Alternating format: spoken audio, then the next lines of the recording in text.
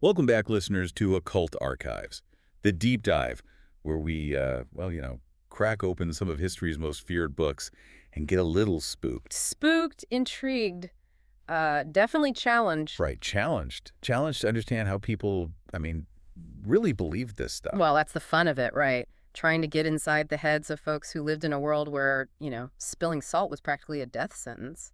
Or seeing a black cat. I gotta admit, I still kind of hesitate when one crosses my path. Yeah. Ingrained cultural memory. Exactly.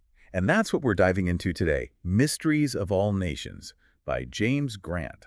Published back in 1880, this book, it's like a grand tour of global superstition. It really is. Grant was incredibly thorough. He covered birth rituals, marriage customs, death omens, witchcraft, divination, you name it. It's given Yeah. a wild ride, but fascinating. Wild is an understatement.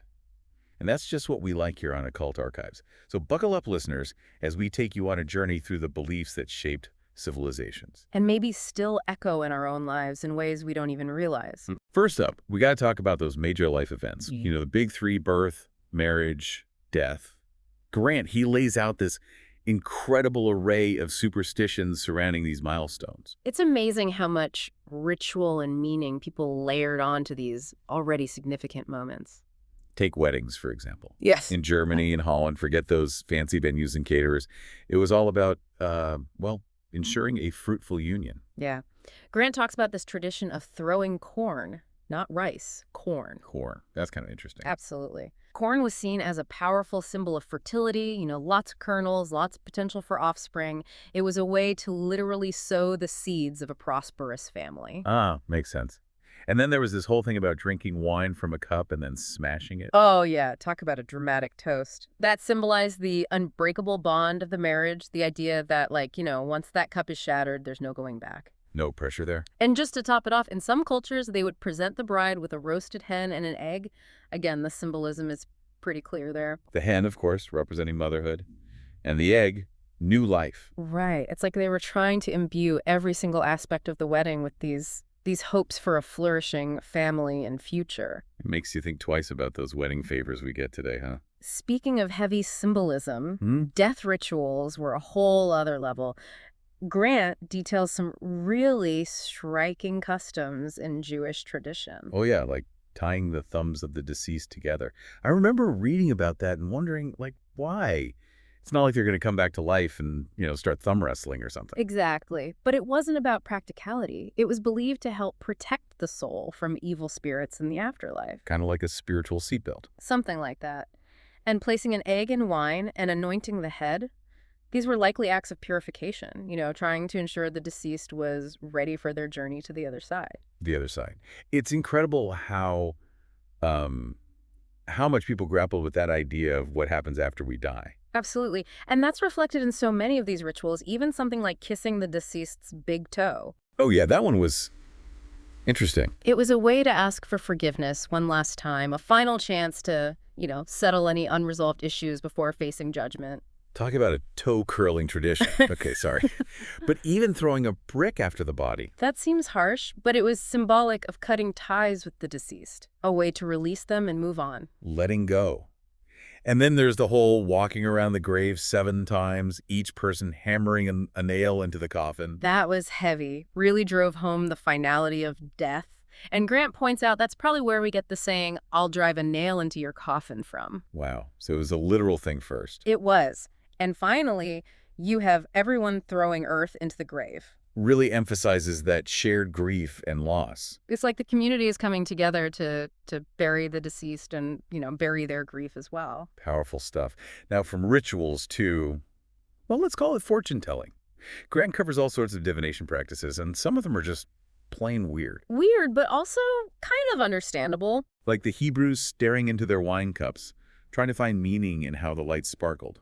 Yeah, a little bit like reading tea leaves, trying to find hidden messages in the everyday. Or maybe they just had really good wine.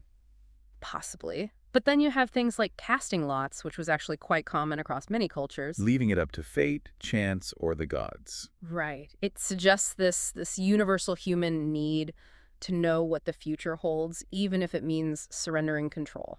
And then there's the more hardcore divination stuff, like, using images or statues charged with specific powers. Oh, yeah, these are serious business. And some of the rituals to create these objects, I mean, talk about extreme.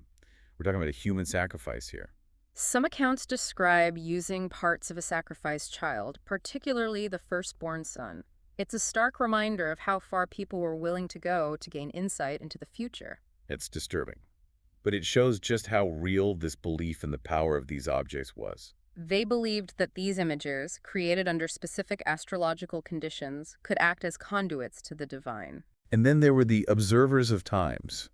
These guys were all about aligning actions with the movement of the stars. They believed certain times were better than others for specific activities, kind of like picking the right day for a wedding.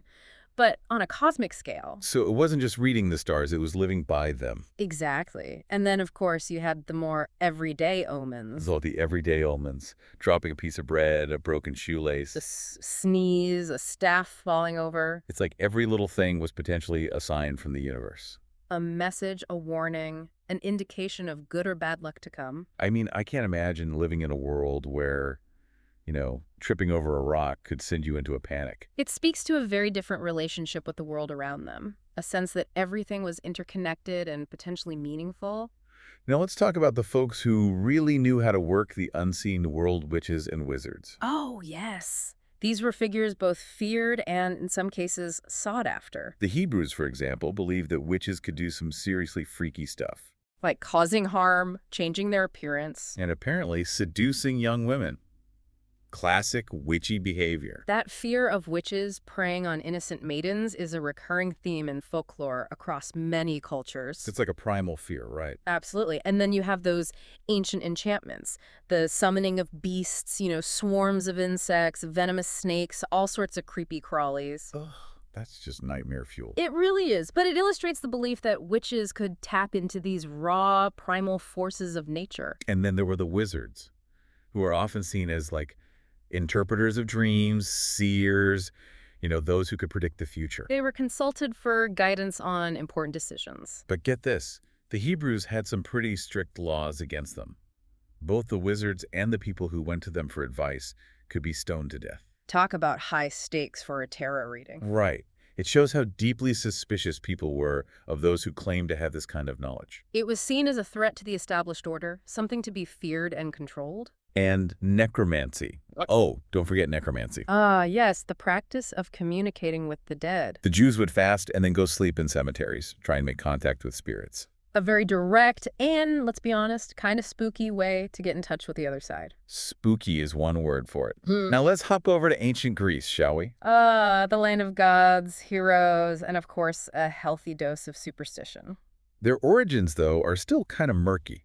Grant mentions different theories. Some say their religion came from Egypt, others from Orpheus, the mythical poet. It's a bit of a historical puzzle, but regardless of where it came from, they certainly developed a complex and elaborate belief system. Oh, yeah. They had gods for practically everything. And get this, they even had altars dedicated to unknown gods. Talk about hedging your bets. It suggests a kind of underlying anxiety about accidentally offending some deity they might have overlooked. Like they wanted to cover all their bases. Exactly. But if there was one god they held in high esteem, it was Jupiter. The big guy, king of the gods. The embodiment of law, justice, the protector of cities, and especially the protector of strangers. And that emphasis on hospitality, on how to treat strangers, was really interesting. They had all these customs around it, like offering the right hand of fellowship, sharing salt. Even joining feet on the threshold. It's like a whole choreography of welcome. It really is. And they would even drink wine to an unknown person before asking their name. Oh, that's some serious trust. It was considered a sacred duty to show hospitality to strangers, almost like a religious obligation. And if you were traveling through, you were expected to respect the local customs, even bid farewell to their deities when you left. Right. It shows a deep respect for the unique spirit of each place, the genius loci, as they called it. And then there were the protective rituals. Purification after bad dreams, wearing charmed rings to ward off witchcraft. And spitting, of course. Spitting was a big one. Spitting? Yeah, they would spit 3 times at people they thought were mad or when the devil's name was mentioned, like trying to physically expel evil. Like, ooh, get that bad juju out of here. And omens? They had a whole bunch of those too. Tons of them. Throwing stones at cats and weasels, avoiding bitches with pups. Crowing hens, whistling maidens. Even mice nibbling on your clothes. Bad news. They were constantly reading the world around them for signs of good or bad fortune. And they had lucky and unlucky days. Rituals for cutting their hair and throwing it into rivers. And of course, bird watching was a serious business. Remember the owl at Salamis? That sighting was interpreted as a good omen, and it actually influenced the outcome of a major battle. Talk about bird brain. I mean, bird-powered history. And their customs around altars were fascinating, always keeping the right hand towards it, anointing sacred stones. Very ritualistic. It was all about creating a physical connection to the divine. And when it came to love, oh boy, they had some interesting customs there too. Oh yeah, like checking out the garlands at feasts to see who's interested in who. A subtle form of ancient flirting. Subtle. Until you tried to bewitch someone with their glove or ring. Or tied a true lover's knot in your girdle. Or, and this is my personal favorite, threw a bitten apple into a lady's lap. If she ate it, supposedly you were a match made in heaven. Quite a forward move. Talk about taking a bite out of love. Okay, I'll stop. It shows how deeply ingrained this desire to influence matters of the heart was, even using magic if necessary. Now let's head further east to China. A land with a rich history of superstition and, let's be honest, some pretty intense beliefs. Oh yeah, they had this whole thing about the transmigration of souls, but with a twist. If you were a jerk in this life, you might come back as, like, a rat. Or a mouse, a snake, a toad. Not exactly a glamorous afterlife. It was a way to reinforce moral behavior, like be good or you'll end up as vermin. Yikes. And then you have those wandering fortune tellers, the ones who could supposedly conjure wind with a magic hammer. Talk about a handy still. Divination was also a big thing, but fortune tellers weren't allowed in the homes of officials, except for, like, routine astrological consultations. The state was very careful about regulating these kinds of practices. They wanted to maintain control. And if those astronomical board guys didn't report celestial calamities, they were in big trouble. They took their stargazing seriously. And sorcerers and magicians, forget about it, they could be put to death for using magic to hurt people or influence minds. Zero tolerance policy. And even worshiping the wrong way, like venerating the North Star without permission, could get you 80 lashes. Ouch. Their burial customs were interesting too. They would put valuables in the deceased's mouth, along with scissors in the coffin. Scissors. Yeah, maybe for cutting through the veil to the afterlife, or perhaps for practical purposes in the next world. Who knows? It's a bit of a mystery, but it shows their belief in preparing the deceased for their journey. Okay, on to Japan. Another fascinating culture with a rich tapestry of beliefs and rituals. They had these guys called the Jamabudi sect, who basically lived in the mountains, studying magic and telling fortunes. Mountain hermits with magical powers. Sounds like the start of a good fantasy novel. And they had a ton of idols. A Buddha, for example, could apparently cure diseases and bring favorable winds. Quite the multitasker. And then there's the myth of the goddess of riches and her 500 sons, all hatched from eggs. Talk about a big family. It's a wonderfully bizarre story, and it's a good example of how their folklore often blended the mundane with the fantastical. And they worshipped monkeys and apes? They believed in animal transmigration, so certain animals were seen as possessing noble souls. They even had hospitals for animals. Now that's some next-level animal care. It speaks to a deep respect for all living creatures. Okay, time for a quick detour to Norse mythology. Grant touches on their creation story, with the first man and woman made from an ash tree. Odin gave them life, Hœnir gave them intelligence, and Loder gave them senses. A very collaborative effort. And then, back to the Greeks, we have the myth of Cupid and his brother, Anteros. Love and requited love. Cupid, of course, was a bit of a troublemaker, exiled from heaven and armed with those infamous arrows. The original heartbreaker. And the Greeks also had this concept of fate. A powerful force that even the gods couldn't escape. They believed in Jupiter's scales, urns filled with good and bad fortune, and fixed laws governing the stars. So no matter what you did, your destiny was already set. To some extent, yes. But they also believed in a dual human nature. After death, the soul could either return to a congenial star or face degradation, even being reborn as an animal. Talk about high stakes for good behavior. It added a moral dimension to the concept of reincarnation. And the Greeks loved their transformation myths. Oh yes, those were some of the most beautiful and imaginative stories. Apollo and Daphne becoming a laurel tree, Hyacinth turning into a violet. explaining the origin of things through these magical tales. Exactly. And even the birth of Mars is shrouded in mystery. Some say it was through the union of Jupiter and Juno, while others claim Juno did it all by herself with the help of a magic flower. Talk about a flower child. It adds a touch of the miraculous to their origin stories. And then, of course, you have the Greek heroes, larger-than-life figures whose tales were full of supernatural elements. Like Achilles, dipped in the river Styx as a baby to make him invulnerable. Except for that pesky heel. Right, his one weakness. And his story is full of prophecy, disguise, divine intervention, and that incredible armor forged by Vulcan. He was practically a demigod. And Perseus, born from a shower of gold, armed with magical artifacts like the helmet of invisibility and winged sandals. He even managed to slay the Gorgon, Medusa. And used her severed head as a weapon. Talk about a gruesome souvenir. It's a powerful image, the monster's power being turned against itself. And the accidental fulfillment of the prophecy regarding Acrisius' death reinforces the idea that fate is unavoidable. You can't escape your destiny no matter how hard you try. That was a key theme in many of these myths. And then there are the tales that serve as warnings, like the daughters of Minyas, turned into bats for disrespecting Bacchus. Don't mess with the gods. And Cadmus, who created an army by sewing dragon's teeth and ultimately met his own end as a dragon.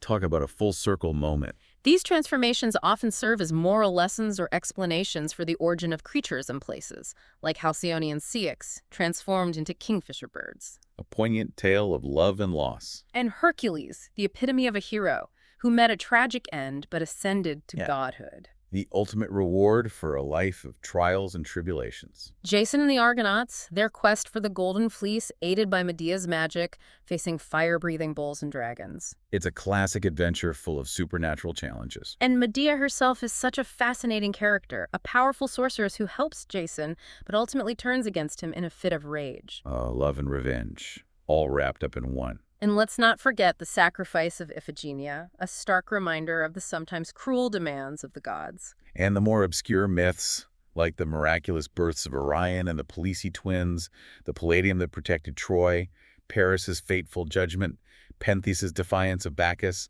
and the legendary founding of Rome by Romulus and Remus. So many stories, all interwoven with the supernatural, shaping the Greek understanding of the world. And Scylla, transformed into a monster by Circe. Jealousy and magic, a potent combination. Now, we need to touch on the Ossianic superstitions, which, full disclosure, their authenticity is still debated. Right. But regardless of their origin, they provide insights into the beliefs of the time. They were big on ghosts and spirits, the idea that the dead could return, and that fate was controlled by unseen forces. Witches were also a major part of their worldview, with real power attributed to them. Grant even include little snippets from these poems, lines about ghostly figures and omens of death. It paints a picture of a world where the supernatural was very much a part of daily life. Okay, from ancient epics to, more down-to-earth superstitions, Grant dives into English and Scottish folklore, starting with John Gay's Spell. Oh yes, a poem all about love magic. We're talking marking patterns on the ground, scattering hemp seed, even finding a hair in your shoe, which was apparently a good sign if you were looking for love. It's a much more personal, even playful take on magic, focused on everyday concerns rather than epic quests. And then we have Robert Burns, the master of weaving humor and the supernatural together. His address to the DL is hilarious, yet it still acknowledges the devil's existence. He pokes fun at the devil, but he doesn't dismiss him entirely. And Tam O'Shanter is a classic. Witches, ghosts, a wild ride through the Scottish countryside. Pure entertainment. And Burns was a master at capturing the atmosphere of those old folk beliefs. Byron's Oscar of Alva also has the subtle hints of superstition, like the gory red plume being seen as an omen.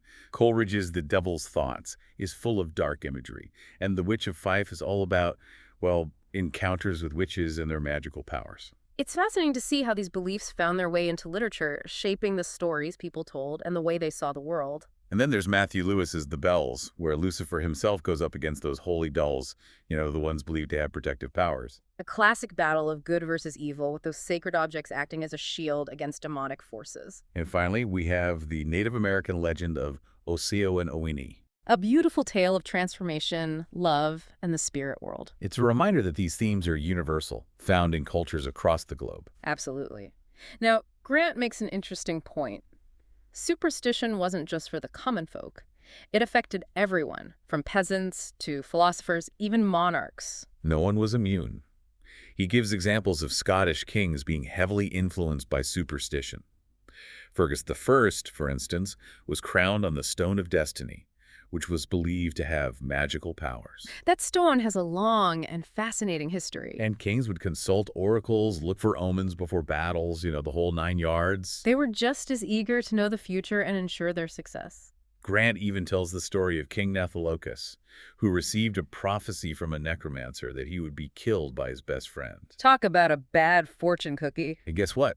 It came true. It's a grim tale, but it illustrates the power these prophecies held, even over kings. And Constantine, the Roman emperor, his famous vision of the cross before a battle is another prime example. That vision was a turning point in history, leading to Constantine's conversion to Christianity and the eventual dominance of that faith. Yeah, talk about a game changer. And then there are the more curious superstitions surrounding royalty. The belief that Queen Guenora's grave caused sterility, or the attempt to get St. Martin's opinion by leaving a letter on his tomb. Like he was going to write back? Right. And the Second Council of Nice, they had a whole discussion about invoking saints and venerating relics, further cementing the role of the church in this world of belief. It shows how deeply intertwined religious faith and superstition were at the time. And there's King Duff and those witches of Forez who tried to use a wax image to harm him. Sympathetic magic, the belief that what you do to an image will affect the person it represents. Pretty creepy stuff. And then there were the ominous events during the reign of Elthas a comet, a monstrous fish, all seen as bad omens, and a sea serpent sighting in the River Don in 1635, interpreted as a sign of bad luck for Aberdeen. People were constantly looking for meaning in these unusual natural events, often interpreting them as warnings from the divine. And Kenneth III, his downfall was linked to revenge, extravagance, and, you guessed it, superstition. He fell into a trap after visiting a saint's shrine. Talk about bad luck. It's a reminder that even acts of piety couldn't save you from a well-laid plan. Now let's travel to Ceylon, shall we? Modern-day Sri Lanka, they had some interesting beliefs there. They would offer red roosters to the devil if their prayers weren't answered, and to their gods for healing the sick. They also had this unique divination method using a bow and chisel. Quite a different approach, and they would hang crosses on infants, believing that dying without one was a bad thing. Talk about the pressure of accessorizing. It shows how much importance they placed on religious symbols and protection. And the Negroes, as Grant calls them, they had a deep reverence for fetishes. Manatus, fauns, sylvans. These were spirits or deities embodied in objects or natural phenomena. They also respected certain animals and trees as having spiritual power. Like you couldn't just go around breaking branches without facing consequences. Nature was sacred, and harming it could bring misfortune. They would also consult their fetishes as oracles, often in the form of black dogs. Charms and rings were worn for protection, and they even believed in turning into serpents after death. Transformation and the afterlife, recurring themes in human belief systems. And the Gauchos, they had this whole thing about not burying their dead because it would pollute the earth. Instead, they would place them in round towers. And they would watch over the body for 3 days to protect it from the devil. Then on the 4th day, they would try to predict the future based on which eye the vultures ate first. A rather macabre form of divination. Okay, buckle up, listeners, because now we're getting into the truly spooky stuff tales of mysterious encounters and witchcraft. The things that go bump in the night. Lord Lyttelton told this story about a hunter with supernatural abilities who would shriek, harm himself, and then suddenly vanish. A truly eerie tale, blurring the lines between reality and the supernatural. And those Scottish Highland stories about witches turning into hares and being chased by dogs. Classic shape-shifting lore. The hunters would often find the injured hare was actually an old woman who would then die. And to top it off, they'd see a black horseman with glowing eyes. Talk about nightmare fuel. It's enough to make you afraid to go for a walk in the woods. Definitely adds a layer of suspense to a nighttime stroll. Now, back to oracles and divination. Grant talks about the Jewish belief in Bathkul, the daughter of the voice, which was said to emanate from the Second Temple. A voice from the divine, offering guidance. Rabbis would consult it for advice on all sorts of matters. It's like a more recent version of prophecy. And while some, like Plutarch, claim that oracles had ceased to exist, others argued they were still active, even suggesting the devil was behind some of them. Talk about blaming it on the devil. Pagan priests would sleep in temples hoping for divine dreams, and the Sibylline oracles were still highly revered. But the Hebrews had those strict prohibitions against divination, showing that tension between sanctioned religious practice and those forbidden occult arts. A constant struggle between seeking knowledge and fearing its source. Grant lists a whole bunch of different divination methods, like axonomancy with a hot hatchet and an agate, electromantia with a rooster pecking at grains, and bellomancy with arrows. People were pretty creative when it came to finding ways to predict the future. And Highland superstitions, oh boy, they were full of it. They'd consult omens before battles, interpreting dreams and visions, and they had this whole thing about second sight, or taishitaro, The ability to see future events, often warnings of death or misfortune. and the evil eye, blue beads for protection, superstitions about childbirth, the first foot to cross the threshold, rituals for the first salmon catch. It seems like every aspect of life had some kind of superstition attached to it. Their world was imbued with meaning, both good and bad. And their soldiers were often incredibly brave, partly because of their belief in omens of death. They figured if they weren't meant to die, they wouldn't, no matter what. A fatalistic but effective way to approach battle. Okay, now we're getting into some truly dark territory witchcraft trials. Grant describes the Earl of Derby's death, supposedly caused by a wax image, the execution of Marshal Dacre's wife for bewitching the Queen, and old Belgrave's theories about witches using images to harm people. Those beliefs in sympathetic magic were widespread and deeply feared. And the methods used to detect witches, like Childebert's torture techniques, are just horrifying. Judges would take precautions during trials, wearing amulets and keeping their distance from the accused. And to get confessions, they would use sacred words, relics, and if all else failed, torture. A dark chapter in history driven by fear and a lack of understanding. Grant tells the story of a lion's gentlewoman who supposedly had a flying ointment, and the belief in witches turning into wolves was common. Popes Innocent VIII and Julius II even issue official pronouncements about witchcraft, giving inquisitors the authority to prosecute suspected witches. It was a time of widespread panic and persecution. And in Scotland, the witchcraft cases are particularly chilling. Dame Euphane MacLean, Isabel Gowdy, Isabel Young, Bessie Dunlop, Alison Jolly, Margaret Barclay, Gellis Duncan, Agnes Finney, Alexander Hamilton, Janet Barker, Margaret Hutchison, Major Weir, Agnes Williamson, Elizabeth Bathgate, Isabella Young. The list goes on and on. Each case a tragic example of how deeply rooted these fears were and how easily accusations could lead to imprisonment and even death. And Grant even includes the expenses for burning people at the stake, like Thomas Aikenhead and Janet Wishart and Isabel Cocker in Aberdeen. It puts a cold, hard price on this persecution. A stark reminder of the real-world consequences of these beliefs. But eventually, superstitions began to decline. People started relying more on law enforcement and doctors rather than cunning folk. Torture was outlawed, although there were exceptions. And even though public humiliation and those scary stories about witches and devils continued, the tide was turning. The rise of science and reason began to chip away at those old beliefs. But superstition was still a powerful force, as we see in stories like the attempt on King Edward II's life using necromancy. And in France and Rome, there was Pope John the 22nd, convinced that sorcerers were out to get him, leading to more persecution.